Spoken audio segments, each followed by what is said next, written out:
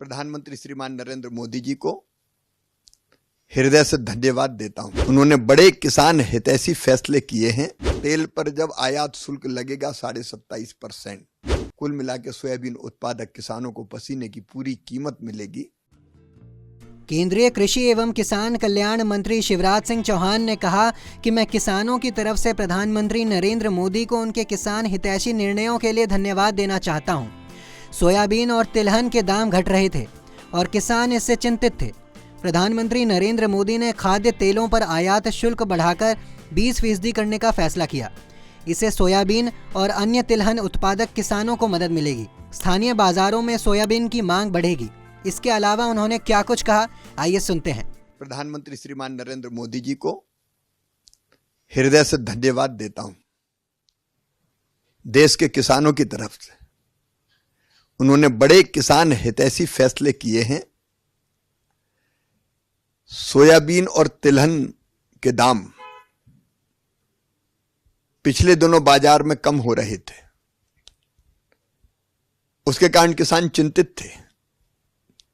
यद्यपि सरकार ने सोयाबीन को भी समर्थन मूल्य पर खरीदने का फैसला किया, लेकिन किसान हितैषी प्रधानमंत्री नरेंद्र मोदी जी ने यह फैसला किया कि खाद्य तेलों के आयात पर आयात शुल्क था 0%, इसलिए सस्ता तेल आ रहा था आयात होकर।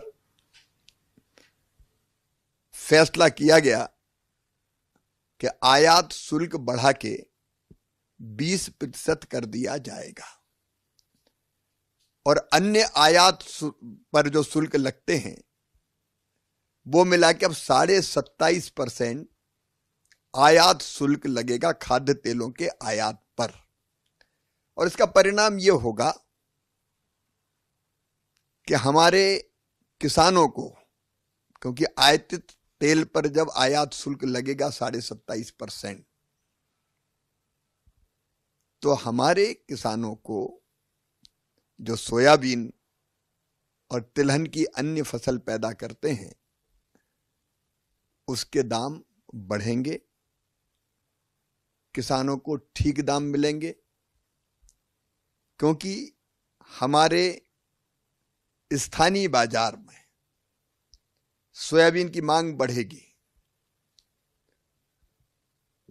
और बाजार में जब मांग बढ़ेगी तो स्वाभाविक रूप से दाम बढ़ते हैं। इसलिए सोयाबीन उत्पादक किसान, चाहे वो किसी भी राज्य के हों, उनको ठीक दाम मिलेंगे। और सोयाबीन से जब तेल देश में ही बनेगा तो सोया खलीबी का उत्पादन भी ज्यादा होगा और उसके निर्यात के कारण भी जो इंडस्ट्री है उसको लाभ होगा, तो सोयाबीन की डिमांड और बढ़ेगी। कुल मिला के सोयाबीन उत्पादक किसानों को पसीने की पूरी कीमत मिलेगी। वैसे ही रिफाइंड जो ऑयल है उस पर भी मूल शुल्क बढ़ा के 32.5% कर दिया गया है। इन फैसलों का फायदा यही होगा कि चाहे सूरजमुखी हो, मूंगफली हो, इनके उत्पादक किसानों को अंततः फायदा होगा। प्याज के भी ठीक दाम मिल पाए, तो प्याज पे निर्यात शुल्क था 40%, इसलिए प्याज के